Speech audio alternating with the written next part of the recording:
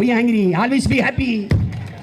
இந்த மேடையில் இன்னொரு மேடை, நமக்கு ஒரு பிரச்சனையா, ஒரு தங்கச்சி கேட்டுருக்கா அன்னைக்கு, நாளைக்கு எங்கே பண்ணுவானோ எவன் பண்ணுவானோ ஏதோ ஒரு பிரச்சனை, போராடிட்டே இருக்கணும். நமக்கு போராடுவதற்கே பிறந்தவங்க நம்ம. என் பங்காளி வடிவேல் சொன்னால, நாங்கள்லாம் படுக்கும்போது 2 புல்லட்டை சாப்பிட்டு தலைவலி காய்ச்சனா 2 புல்லட்டு தாண்டே பிரச்சனைகளே போர்வையா போட்டு தூங்குறவங்கடா. அப்படி நம்ம பிரச்சனைகளே பிறந்து பிரச்சனைகளே வளர்ந்து பிரச்சனையிலே பெட்ஷீட்டா போட்டு படுத்து, அதுதான் நான் காலையில் எந்திரிச்சோன்னா பாக்கி திருச்சுமில்ல. இன்னைக்கு என்னப்பா பிரச்சனை?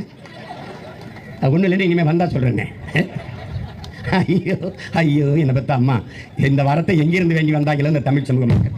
எங்கள் கோட்பாடு தெரிஞ்சுருங்க. வழக்கு இல்லை என்றால் விடியாது கிழக்கு.